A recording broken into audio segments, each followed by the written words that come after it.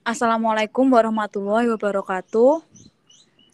Perkenalkan, kami dari kelompok 1 Offering HH pada mata kuliah Manajemen Keuangan 2. Pada kali ini kami akan membahas materi mengenai investasi jangka pendek ke dalam aset lancar. Anggota dari kelompok 1, yang pertama Priska Septina Rianti Ningrum, 2 Putri Maulidia, 3 Raffi Alvin Utama, 4 Salsabila Putri Tristiana, dan yang kelima Zahratul Kolbi Akumbunai. Berikut merupakan daftar pembahasannya. 1. Kebijakan investasi ke dalam aset lancar. 2. Aset lancar. 3. Prinsip manajemen investasi ke dalam unsur-unsur aset lancar. Yang keempat, investasi ke dalam kas.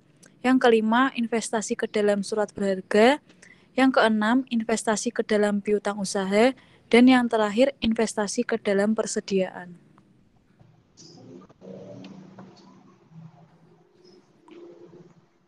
Baik, pembahasan yang pertama yaitu kebijakan investasi ke dalam aset lancar. Secara umum yaitu kebijakan investasi merupakan ketetapan atau keputusan mengenai pemilihan objek dan nilai investasi ke dalam suatu aset atau sumber daya ekonomis yang dianggap paling menguntungkan dengan cara memanfaatkan dana yang ada di perusahaan. Jadi, kebijakan investasi ini menghasilkan keputusan tentang jenis aset apa saja yang harus diadakan atau dibeli oleh perusahaan yang dirasa paling menguntungkan. Karena aset ini jika dia menghasilkan keuntungan, maka akan meningkatkan nilai perusahaan pula.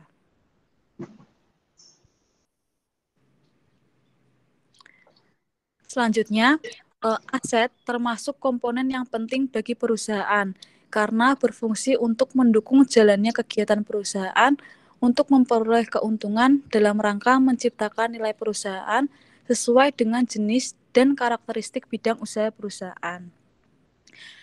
Di perusahaan ada dua macam aset, yaitu aset lancar dan aset tetap.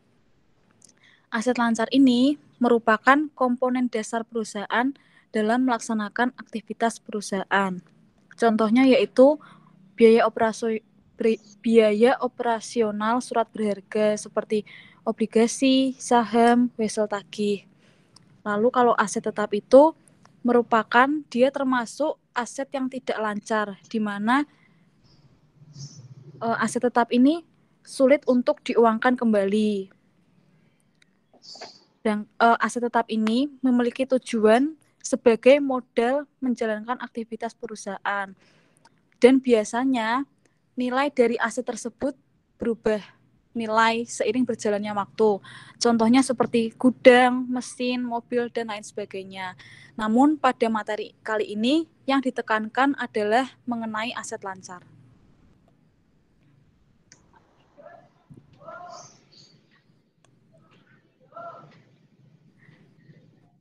Karakteristik investasi jangka pendek. Kenapa kita membahas investasi jangka pendek? Karena yang dibahas tadi merupakan aset lancar, di mana aset lancar merupakan investasi jangka pendek. Berikut karakteristiknya. Yang pertama, jangka itu di 1 tahun. Biasanya aset lancar itu karena dia investasi jangka pendek, maka jangka waktunya kurang dari 1 tahun. Biasanya paling maksimal itu 1 tahun. Lalu yang kedua, dana yang dikeluarkan relatif tidak besar. Karena aset ini merupakan komponen dasar perusahaan dalam menjalankan aktivitas perusahaan. Maka dari itu, dana yang dikeluarkan tidak terlalu besar karena untuk berpengaruh terhadap jalannya aktivitas perusahaan, biaya operasional. Lalu yang ketiga, dapat segera dicairkan atau diperjualbelikan. Maka dari itu, aset lancar ini termasuk investasi jangka pendek. Yang keempat, beresiko rendah. Dan yang terakhir, ditujukan untuk manajemen kas. Karena investasi jangka pendek ini mempengaruhi biaya operasional di dalam melaksanakan aktivitas perusahaan. Selanjutnya. Baik, untuk selanjutnya saya Putri Maulidia akan menjelaskan mengenai aset lancar. Aset lancar adalah semua aset dalam bentuk kas dan aset lainnya yang dapat segera dikonversikan ke dalam bentuk kas dalam waktu kurang dari 1 tahun. Jadi, aset lancar pada umumnya mencakup kas, surat berharga, piutang usaha, persediaan, barang dagangan, dan aset lancar lainnya yang segera bisa diubah menjadi kas. Untuk yang selanjutnya adalah aset lancar sebagai modal kerja. Modal kerja pada dasarnya bagian dari aset perusahaan yang terdiri dari komponen-komponen aset lancar, baik kas maupun non-kas yang berfungsi untuk menggerakkan kegiatan operasional perusahaan. Jadi, tanpa ketersediaan modal kerja, maka perusahaan tidak bisa menjalankan kegiatan operasi sehari-hari. Yang selanjutnya yaitu jenis modal kerja.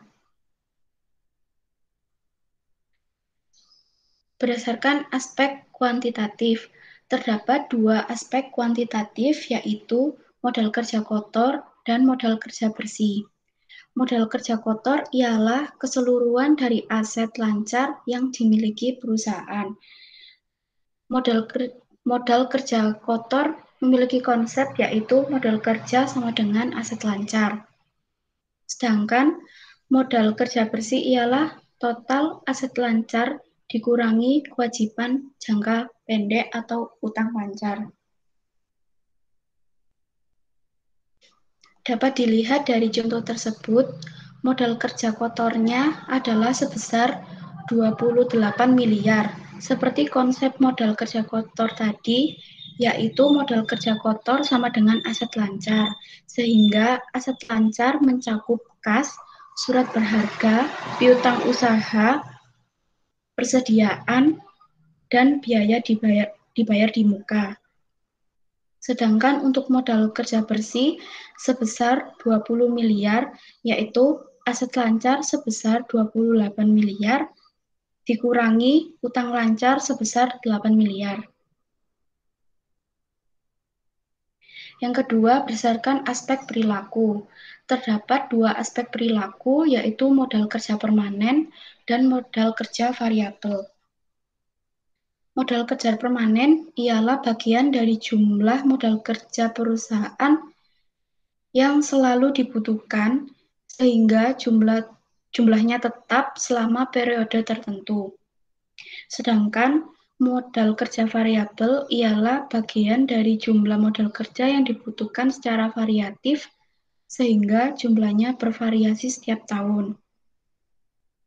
Pada tabel tersebut, jumlah modal kerja permanennya adalah 280 juta karena jumlah kebutuhan modal kerja diambil yang paling terkecil pada tahun bersangkutan, yaitu pada bulan April.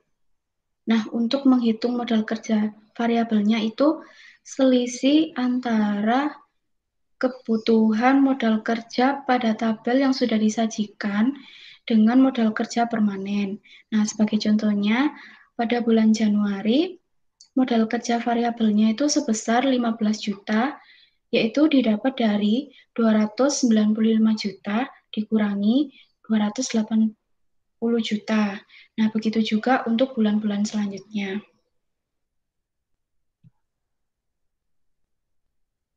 Dapat disajikan dalam grafik tersebut, modal kerja variabel yang paling tinggi yaitu terjadi pada 2 bulan terakhir. Hal itu disebabkan adanya volume kegiatan produksi yang tinggi, karena kemungkinan menghadapi tingginya permintaan produk sehingga perusahaan menaikkan jumlah persediaannya. Untuk yang selanjutnya yaitu tujuan investasi ke dalam aset lancar. Tujuannya adalah menyediakan aset lancar dengan jenis dan jumlah tertentu untuk menjamin jalannya operasi perusahaan secara efektif dan efisien. Nah, maksudnya itu bagaimana perusahaan menyediakan jumlah aset lancar atau modal kerja yang cukup sesuai dengan kebutuhan yang bertujuan untuk menjamin kelancaran operasional perusahaan dan bagaimana manajemen bisa mempertahankan jumlah investasi ke dalam aset lancar dalam kondisi yang cukup, sehingga dapat menghindari adanya aset lancar yang over liquid atau under liquid. Untuk slide yang selanjutnya yaitu kepentingan likuiditas dan profitabilitas. Perusahaan dalam kondisi liquid dapat dikatakan mampu memenuhi semua kewajiban jangka pendeknya, yaitu untuk kepentingan operasional sehingga dapat membangun kepercayaan dari pelanggan dan memperkuat prospek profitabilitas perusahaan. Namun demikian, kondisi likuiditas yang berlebihan dapat menimbulkan gangguan profitabilitas perusahaan. Contohnya yaitu kelebihan investasi ke dalam aset lancar yang menyebabkan aset lancar tersebut itu tidak produktif. Nah, contohnya itu berdasarkan estimasi yang ditentukan persediaan barang jadi yang harus ada di gudang itu rata-rata 40 ton per hari. Namun realitanya barang jadi yang tersedia di gudang itu rata-rata 55 ton per hari. Nah, hal tersebut itu menunjukkan adanya kelebihan persediaan sebesar 15 ton yang akan berdampak pada tambahnya biaya gudang dan biaya-biaya produksi lainnya. Ukuran-ukuran likuiditas yaitu ada dua. Yang pertama rasio lancar dan yang kedua rasio cepat. Rasio lancar adalah ukuran kuantitatif perusahaan yang ditunjukkan oleh rasio antara total nilai aset sebagai aset liquid perusahaan dengan nilai kewajiban yang harus segera dipenuhi. Sedangkan rasio cepat adalah rasio yang menunjukkan kemampuan perusahaan dalam memenuhi kewajiban jangka pendek dengan aktiva lancar tanpa memperhitungkan persediaan. Kenapa tidak memperhitungkan persediaan? Karena persediaan tidak diikut sertakan karena persediaan merupakan aktiva lancar yang tingkat likuidnya paling rendah. Untuk yang selanjutnya yaitu pengendalian terhadap likuiditas perusahaan. Untuk menjaga dan mempertahankan likuiditas perusahaan agar terhindari dari over liquidity dan under liquidity, perusahaan bisa melakukan upaya mentransformasi elemen-elemen neraca yang terkait keluar atau ke dalam aset lancar. Alternatif untuk melakukan tujuan tersebut yaitu 1. Jika terjadi kelebihan likuiditas dengan rasio lancar yang terlalu tinggi. Yang pertama itu mengurangi nilai aset lancar dan mempertahankan nilai utang lancar tetap. Misalnya dengan menjual sejumlah aset lancar seperti persediaan, surat berharga, piutang dagang, atau lainnya yang hasilnya digunakan untuk membeli aset tetap. Dan pengurangan aset lancar tersebut dapat digunakan untuk membayar utang jangka panjang. Yang kedua, menambah utang jangka pendek untuk kepentingan membiayai pembelian elemen-elemen aset tetap. Misalnya itu pembelian peralatan kantor atau utang jangka pendek untuk melunasi utang jangka panjang. Yang ketiga, itu mengurangi atau menambah nilai aset lancar dan utang lancar secara simultan dengan nilai yang sama sehingga memperoleh ukuran rasio likuiditas yang sesuai. Yang kedua, yaitu jika terjadi kekurangan likuiditas dengan rasio lancar yang terlalu rendah. Yang pertama itu menambah nilai aset lancar dan sementara nilai utang lancar tetap. Misalnya itu dengan memanfaatkan hasil penjualan aset tetap untuk menambah aset lancar yang hasilnya nanti digunakan untuk membayar utang jangka pendek sehingga akan meningkatkan likuiditas perusahaan. Yang kedua, mengurangi atau melunasi utang jangka pendek dengan memanfaatkan dana dari utang jangka panjang. Yang terakhir, menambah atau mengurangi nilai aset lancar dan utang lancar secara simultan dengan nilai yang sama sehingga meningkatkan rasio lancar yang sesuai. Untuk yang selanjutnya akan dijelaskan oleh rekan saya. Baik, untuk pembahasan kita akan masuk ke subbab materi prinsip-prinsip manajemen investasi ke dalam unsur aset lancar. Dalam manajemen investasi ada beberapa unsur utama aset lancar. Yang pertama yaitu kas, kemudian surat berharga, piutang, dan persediaan sesuai dengan tujuan dari manajemen investasi jangka pendek ke dalam aset lancar tersebut. Masuk ke investasi dalam kas. Kepengertian, kas adalah semua item baik dalam bentuk kas atau uang tunai berupa uang kertas atau logam yang ada di dalam perusahaan maupun dalam bentuk rekening giro di bank atau dalam bentuk item lainnya yang menyerupai kas seperti surat berharga atau marketable securities. Besarnya investasi ke dalam kas tercermin pada nilai saldo kas yang ada di perusahaan pada waktu tertentu.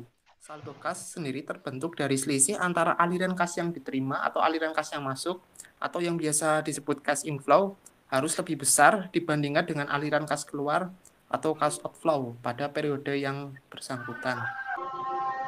Seperti yang sudah saya jelaskan tadi, jadi menentukan besarnya investasi dalam kas sendiri kita lihat, jadi aliran kas masuknya harus lebih besar dibanding dengan kas keluar sehingga akan menghasilkan saldo kas. Next. Lalu kita masuk ke biaya dan manfaat investasi ke dalam kas. Tujuan dari investasi ke dalam kas adalah menyediakan dana dalam bentuk kas yang cukup dan siap digunakan ketika perusahaan membutuhkannya. Saat perusahaan menyimpan kas terlalu lama, maka akan menimbulkan kerugian karena dana kas tersebut mengandung biaya atau dapat menimbulkan beban, misalnya beban bunga karena sumber pendanaan kas tersebut berasal dari utang. Kemudian kerugian lainnya yaitu timbulnya biaya peluang, yaitu pendapatan yang tidak jadi diterima seandainya kas tersebut dapat diinvestasikan ke aset lain yang lebih produktif. Lalu ada beberapa motif mengapa perusahaan sangat perlu untuk persediaan kas. Di antaranya, yang pertama adalah motif transaksi, yang kedua motif berjaga-jaga, yang ketiga adalah motif spekulasi. Kemudian, adapun kerugian yang bisa terjadi jika perusahaan tidak mengadakan persediaan kas, yaitu yang pertama, kegiatan operasional perusahaan bisa terganggu, reputasi dan kredibilitas perusahaan menjadi jelek, dan yang terakhir, perusahaan tidak bisa memanfaatkan peluang menguntungkan yang terjadi secara insidental. Prinsip pengelolaan investasi ke dalam kas ini guna menghindari terjadinya over dan under investment yang terletak pada pentingnya perencanaan terhadap kas yang dituangkan dalam bentuk anggaran kas untuk satu periode tertentu. Dalam penyusunan anggaran kas ini bermaksud untuk merencanakan aliran kas masuk atau keluar dalam rangka mengendalikan persediaan kas yang cukup. Ada beberapa komponen yang harus diperhitungkan, yaitu yang pertama adalah rencana penerimaan kas atau arus kas masuk dalam satu periode, yang kedua rencana pengeluaran kas, yang ketiga persediaan besi. Persediaan besi sendiri adalah persediaan minimal kas yang berfungsi sebagai persediaan pengaman. Yang keempat adalah rencana pemanfaatan jika seandainya terjadi kondisi kelebihan kas. Yang terakhir adalah rencana pemenuhan kebutuhan kas jika pada suatu-waktu terjadi kekurangan kas. Untuk selanjutnya adalah investasi ke dalam surat berharga. Investasi ke dalam surat berharga yang dimaksud di sini merupakan aset-aset keuangan yang bisa diperjualbelikan di pasar keuangan, seperti saham, obligasi, ataupun commercial paper. Tujuan dari perusahaan melakukan investasi ini merupakan 1. Perusahaan ingin tetap mempertahankan tingkat likuiditasnya dengan mempertahankan nilai aset lancar yang ada. 2. Perusahaan ingin agar kas yang belum atau tidak terpakai bisa lebih produktif. Investasi ke dalam surat berharga pada dasarnya merupakan investasi yang bersifat sementara dalam jangka waktu yang tidak lebih dari 1 tahun. Mengingat sifatnya tadi, jadi surat berharga yang dibeli haruslah bisa sewaktu-waktu dijual kembali untuk memperoleh kas kembali yang dibutuhkan oleh perusahaan. Pendapatan dari investasi surat berharga berasal dari adanya selisih harga jual di atas harga belinya atau berasal dari kenaikan harga dari surat berharga. Surat berharga yang dimiliki oleh perusahaan diperlakukan sebagai bagian dari kas. Selanjutnya adalah prinsip pemilihan surat berharga. Yang pertama, surat berharga memiliki likuiditas tinggi atau surat tersebut masih aktif. Yang dimaksud liquid atau aktif adalah surat berharga banyak ditransaksikan atau diperjualbelikan di pasar keuangan.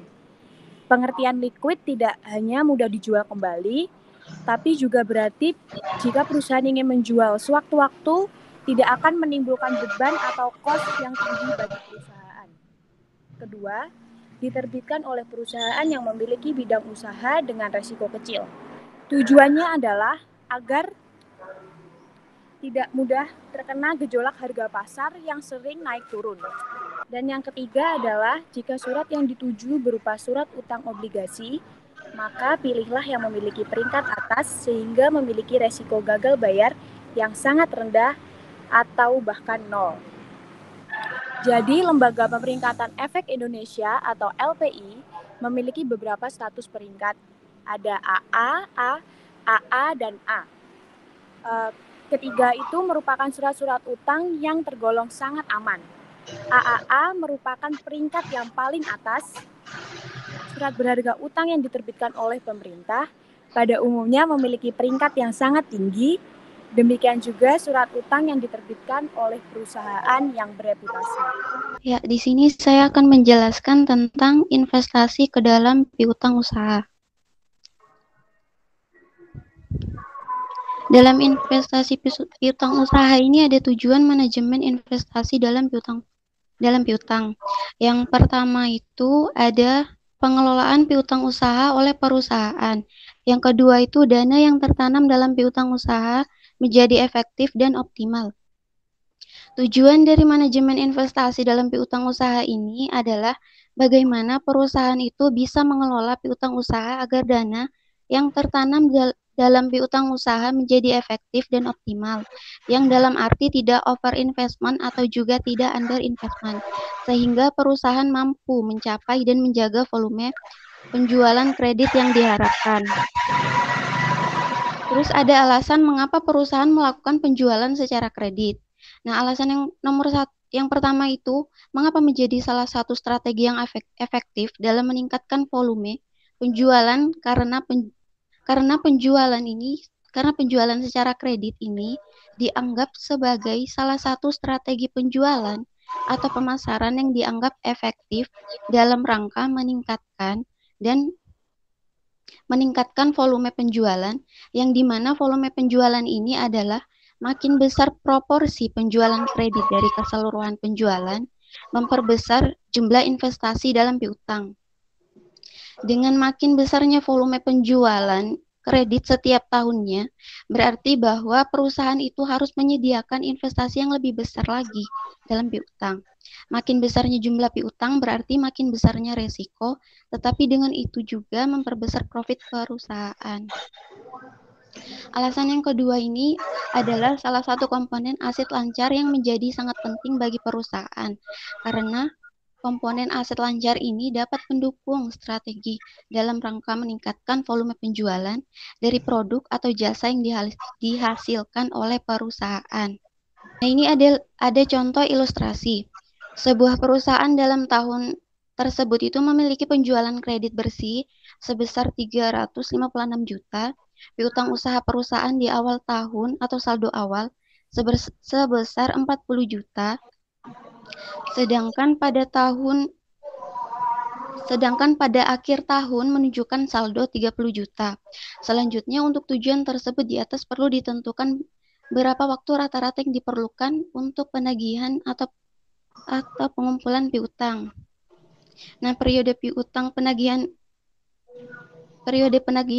piutang ini merupakan periode sejak penjualan kredit dilakukan sampai dengan penerimaan pembayaran piutang dari debitur dan sekaligus menunjukkan lamanya waktu dana perusahaan terikat di dalam piutang usaha. Nah, ini ada rumus periode penagihan piutang. Itu sama dengan rata-rata saldo piutang dibagi dengan penjualan kredit berutang. Nah, jika dimasukkan jika dimasukkan rata-rata saldo piutang perusahaan itu 40 juta, itu saldo awal tambah saldo akhir 30 juta dibagi 2, dibagi dengan 360 juta dibagi dengan 365 hari, maka periode penagihan utang perusahaan pada tahun tersebut itu adalah 35 hari. Nah, ini investasi lebih ke dalam piutang dilihat dari ilustrasi.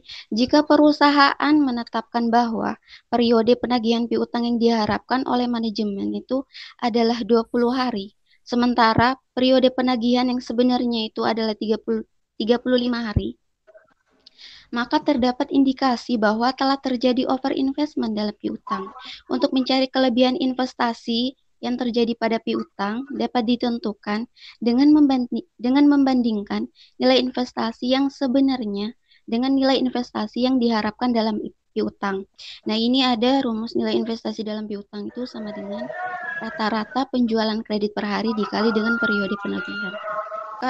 Kita ingin mencari overinvestment dalam perusahaan pada tahun tersebut, maka kita harus mencari nilai investasi dalam piutang periode penagihan piutang yang sebenarnya itu. Jika diketahui rata-rata penjualan kredit per harinya 1 juta dikali dengan periode penagihannya itu 35 hari, maka nilai investasi dalam piutang periode penagihan piutang yang sebenarnya ini ada 35 hari. Terus nilai investasi dalam piutang itu periode penagihan piutang yang diharapkan itu rata-rata penjualan kreditnya per hari 1 juta dikali dengan periode penagihannya itu 20 hari, maka nilai investasi dalam piutang sama dengan 20 juta pada periode penagihan piutang yang diharapkan.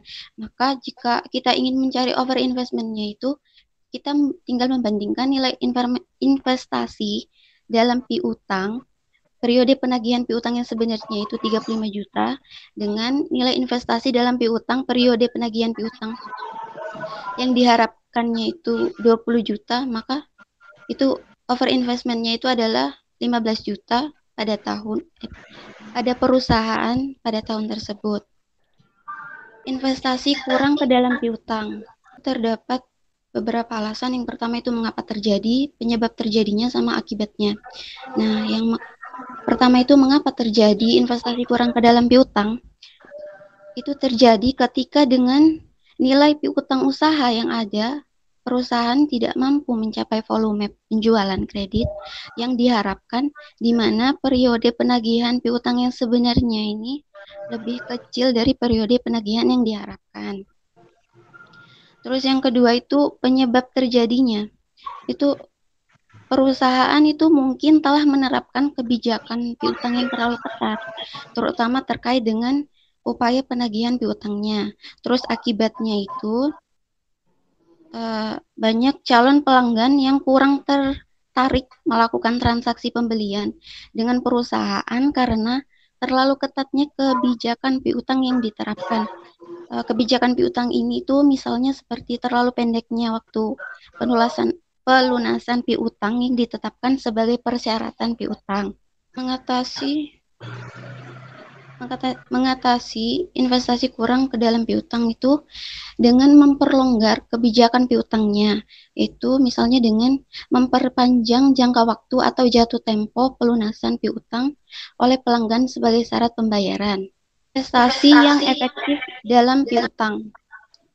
Perusahaan dikatakan efisien dan efektif dalam mengelola investasi ke dalam piutang itu jika suatu perusahaan ini mampu mencapai target penjualan kreditnya dengan periode penagihan yang sama atau lebih dari yang ditargetkan, sehingga nilai investasi yang dibutuhkan ini dalam piutang sesuai yang diharapkan atau menjadi lebih kecil. Ini ada perputaran piutang usaha.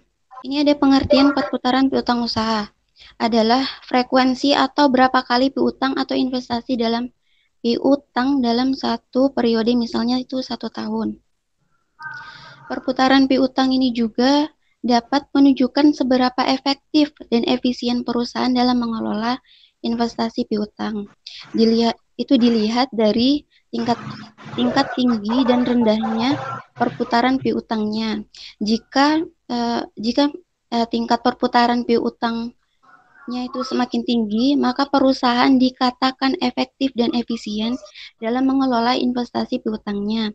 Begitupun sebaliknya, jika tingkat perputaran piutang semakin rendah, maka perusahaan dikatakan tidak efektif dan efisien dalam mengelola investasi piutangnya.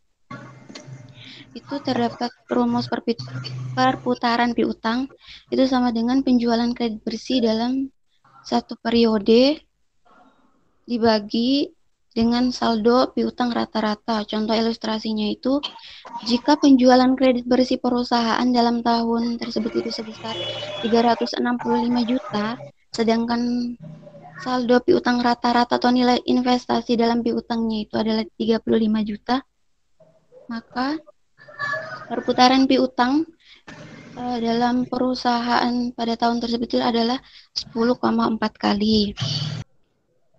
Kerugian atas piutang gagal, indikasi atau gejala yang menunjukkan adanya potensi kerugian akibat gagalnya pelanggan melunasi kewajibannya ke perusahaan itu antara lain, yang pertama itu adanya keterlambatan pembayaran oleh pelanggan dari jadwal yang ditetapkan.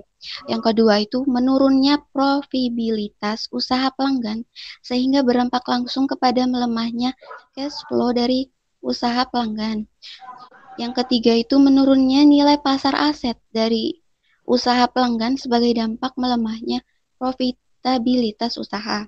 Yang keempat itu adanya klaim dari pihak ketiga lainnya kepada pelanggan terkait dengan kewajiban pembayaran pelanggan kepada mereka. Nah, ini ada instrumen analisis 5C.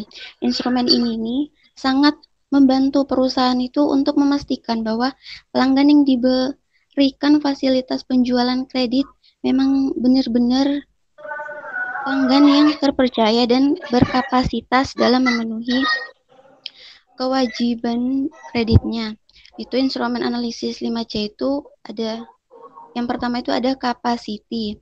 Aspek ini yang menilai kemampuan pelanggan dalam melunasi kewajiban utangnya yang dilihat dari penghasilan dalam bentuk arus kas masuk dan sumber-sumber cash flow lainnya. Terus yang kedua itu ada kapital. Aspek ini yang mempresentasikan nilai investasi atau modal yang dimiliki pelanggan dalam usahanya. Analisis ini didasarkan atas laporan neraca perusahaan. Terus yang ketiga itu ada kolateral.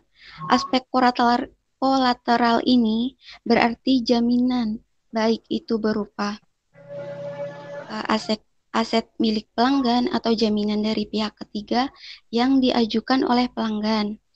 Terus yang keempat itu ada condition. Aspek kondisi ini adalah kondisi ekonomi baik yang bersifat makro dan mikro yang bisa berdampak kepada usaha pelanggan.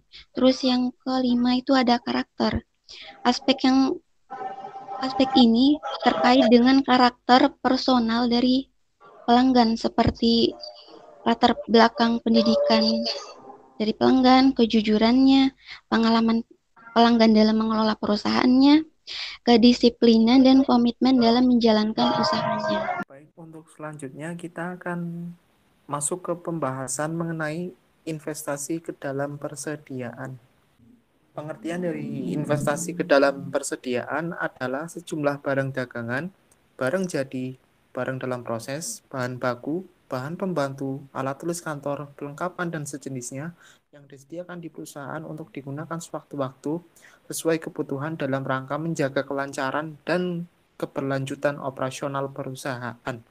Tujuan perusahaan mengadakan persediaan adalah untuk menjamin kelancaran dan keberlanjutan operasional dari perusahaan itu sendiri. Tujuan dari manajemen investasi ke dalam persediaan itu sendiri adalah dimaksudkan untuk mempertahankan jumlah persediaan yang cukup atau jumlah persediaan yang tidak kurang dan juga tidak berlebihan dengan biaya yang relatif murah dan efisien. Kemudian terkait dengan kuantitas pesanan ekonomis atau economic order quantity. Dalam rangka mencapai manajemen persediaan yang efisien, upaya yang dilakukan oleh pihak perusahaan salah satunya adalah dengan menggunakan instrumen EOQ. EOQ adalah suatu jumlah persediaan yang dipesan pada setiap kali pemesanan dengan biaya yang paling efisien. Dengan kata lain, biaya pemesanan dan biaya penyimpanan menjadi lebih minimal atau rendah. Lalu, biaya persediaan secara umum dikelompokkan menjadi dua. Yang pertama adalah biaya pemesanan atau ordering cost. Biaya pemesanan ini mencakup biaya yang timbul dalam rangka kegiatan pemesanan persediaan, yaitu yang pertama terkait dengan penyiapan order pembelian, contohnya yaitu biaya administrasi pemesanan, biaya monitoring pengiriman order, biaya pengiriman order, dan sebagainya. Lalu yang kedua terkait dengan kegiatan penerimaan barang, meliputi biaya penanganan barang, biaya pengawasan penerimaan, dan lain-lain. Lalu kelompok biaya persediaan yang kedua yaitu biaya penyimpanan atau holding cost. Biaya ini mencakup biaya penyimpanan persediaan dalam periode tertentu. Contohnya yaitu pajak persediaan, biaya asuransi persediaan, biaya sewa gedung, biaya pemeliharaan persediaan, dan lain-lain. Kemudian kita dapat perhatikan bersama di sini ada rumus terkait dengan cara mencari total biaya pemesanan dalam satu periode. Dirumuskan dengan cara ordering cost sama dengan D per Q dikali OC. Keterangannya yaitu D adalah jumlah kebutuhan persediaan selama satu periode dibagi kuantitas per pesanan dikalikan dengan biaya pemesanan setiap kali pesan.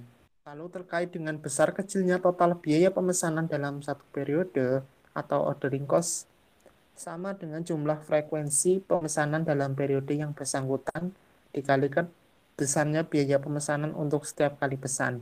Sedangkan jumlah frekuensi pemesanan sendiri ditentukan oleh jumlah kebutuhan persediaan dalam satu periode dibagi dengan kuantitas pesanan pada setiap kali pesan.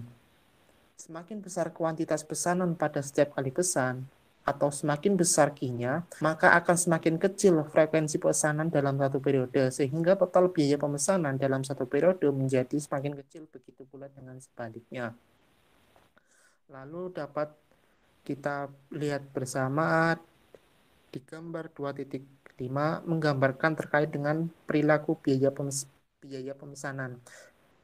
Perilaku biaya pemesanan dalam kaitannya dengan kuantitas pesanan pada setiap kali pesan, pada kurva tersebut terlihat total biaya pemesanan dalam satu periode atau ordering cost-nya semakin rendah ketika kuantitas pesanan pada setiap kali pesan atau Q-nya semakin besar, karena dengan semakin besarnya Q menjadikan frekuensi pemesanan dalam satu periode semakin kecil.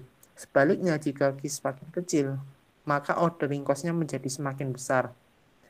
Perlu diingat juga bahwa total biaya pemesanan dalam satu periode atau ordering cost-nya sama dengan jumlah frekuensi pemesanan dikalikan dengan biaya pemesanan untuk setiap kali pesan.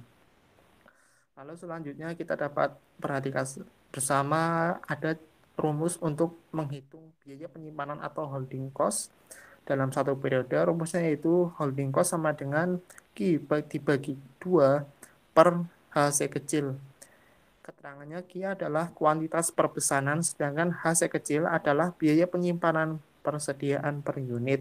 Adapun biaya penyimpanan persediaan ini menunjukkan bahwa semakin besar jumlah barang persediaan yang dipesan pada tiap kali pemesanan atau Q, maka semakin besar pula total biaya penyimpanan persediaan dalam satu periode atau holding cost-nya.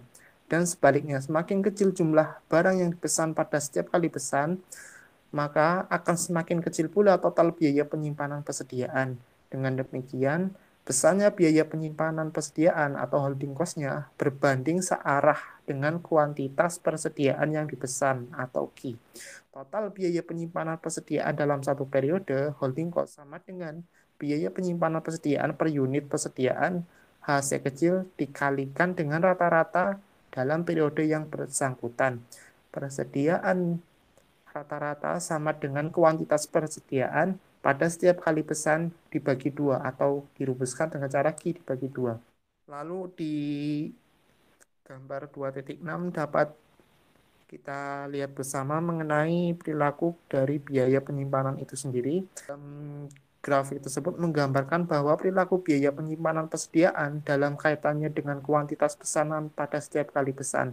Pada gambar tersebut terlihat bahwa total biaya penyimpanan dalam satu periode holding cost-nya semakin tinggi ketika kuantitas pesanan pada setiap kali pesan atau Q semakin besar karena dengan semakin besarnya Q menjadikan jumlah persediaan rata-rata dalam satu periode menjadi semakin besar. Sebaliknya, jika Q semakin kecil, maka holding cost-nya semakin kecil. Perlu diingat juga bahwa biaya penyimpanan persediaan dalam satu periode atau holding cost sama dengan jumlah persediaan rata-rata kalau dirumuskan dengan cara Q dibagi 2, lalu dikalikan dengan biaya penyimpanan per unit persediaan. Setelah kita amati mengenai perilaku biaya persediaan yang terdiri dari biaya pemesanan, order cost maupun biaya penyimpanan holding cost, terbukti bahwa masing-masing biaya tersebut memiliki perilaku yang saling bertolak belakang jika kita kaitkan dengan kuantitas pemesanan pada setiap kali pesan atau Q. Biaya pemesanan berbanding terbalik dengan Q, sedangkan biaya penyimpanan berbanding searah dengan Q. Atas dasar tersebut, maka dapat dinyatakan bahwa total biaya persediaan atau total inventory cost akan mencapai titik terendah atau titik paling ekonomis ketika total biaya pemesanan persis sama dengan total biaya penyimpanan. Pada titik inilah akan tercapai kuantitas pemesanan atau Q yang paling ekonomis, yang tidak lain adalah apa yang disebut sebagai kuantitas pemesanan ekonomis atau economic order quantity. Pada titik economic order quantity ini akan tercapai total biaya persediaan yang paling rendah atau paling ekonomis, atau biasa disebut dengan economical inventory cost atau AIC.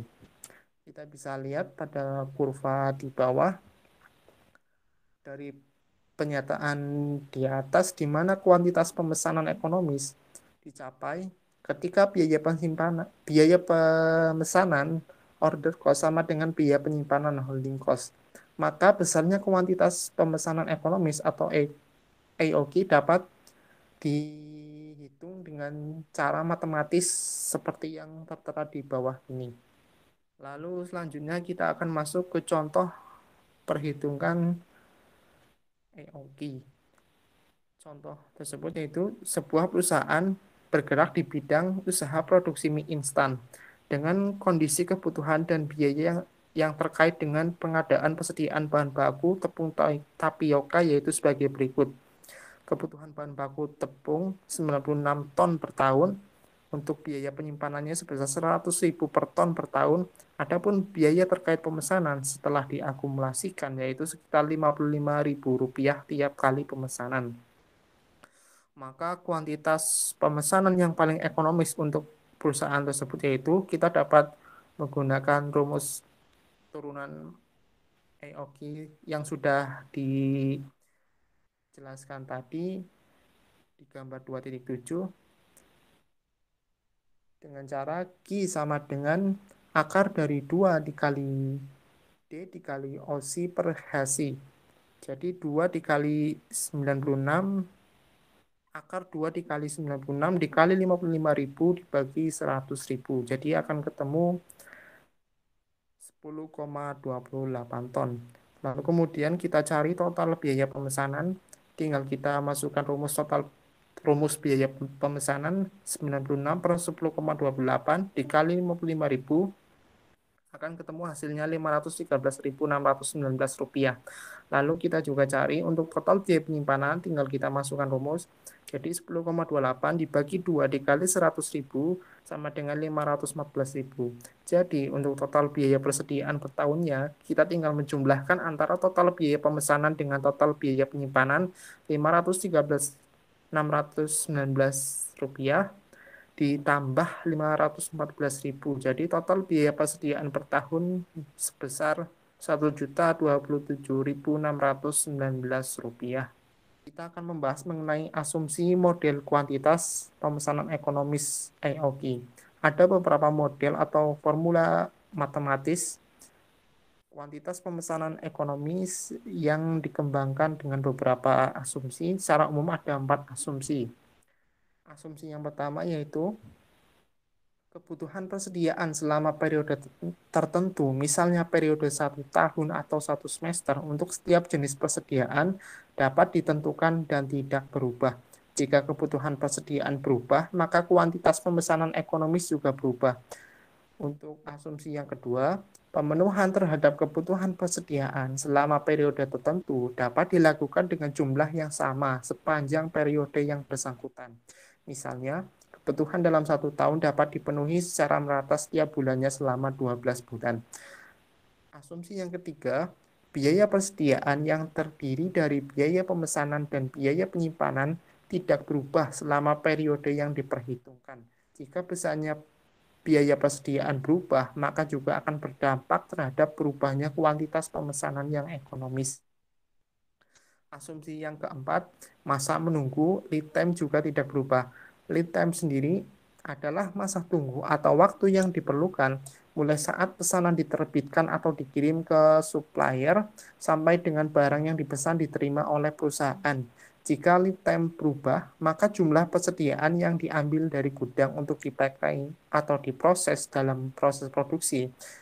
Dalam hal ini persediaan bahan baku selama menunggu datangnya pesanan juga berubah, sehingga pada gilirannya akan berdampak pula pada berubahnya jumlah pesanan. Lalu kita akan membahas mengenai titik pemesanan kembali atau reorder point. Pengertian dari reorder point sendiri merupakan saat di mana pemesanan persediaan harus dilakukan oleh perusahaan, yaitu ketika jumlah persediaan yang ada di perusahaan mencapai titik tertentu. Dengan demikian, reorder point ini ditentukan oleh beberapa jumlah persediaan sehingga mengharuskan perusahaan melakukan pembelian kembali. Lalu agar sisa persediaan tersebut cukup dan aman untuk memenuhi proses kegiatan operasional atau permintaan pelanggan selama pemesanan masih dalam proses. Reorder point sendiri dapat dihitung dengan rumus safety stock ditambah lead time demand. Safety stock sendiri merupakan jumlah persediaan pengaman yang berfungsi sebagai antisipasi terhadap kemungkinan terjadinya hal-hal yang tidak diinginkan. Besarnya safety stock ini secara sederhana dapat ditentukan berdasarkan persentase tertentu dari kebutuhan persediaan selama periode terkait. Lalu lead time demand sendiri adalah jumlah kebutuhan persediaan selama waktu tunggu, mulai dari pesanan tersebut diproduksi sampai dengan persediaan yang dipesan diterima oleh pihak perusahaan. Dalam praktik produksi sekarang yang berbasis Total Quality Management atau TQM, memungkinkan perusahaan untuk bekerja tanpa harus memiliki persediaan atau zero inventory atau persediaan yang nihil. Sebagai contoh, penyediaan bahan baku yang dibutuhkan untuk proses produksi dipenuhi pada saat bahan baku tersebut dibutuhkan dalam proses produksi. Dengan cara ini, bahan baku yang diperlukan tidak diambil dari gudang persediaan, melainkan langsung didatangkan dari pemasok atau supplier persis pada saat bahan baku tersebut akan digunakan untuk kegiatan operasional produksi. Sistem pengelolaan kebutuhan persediaan semacam ini disebut juga dengan just-in-time system. Sekian pembahasan dari kelompok kami. Sebelumnya mohon maaf bila dalam penyampaian materi ada salah kata maupun aspek-aspek dari materi yang masih kurang. Sekian, wabillahi taufiq wal hidayah. Wassalamualaikum warahmatullahi wabarakatuh.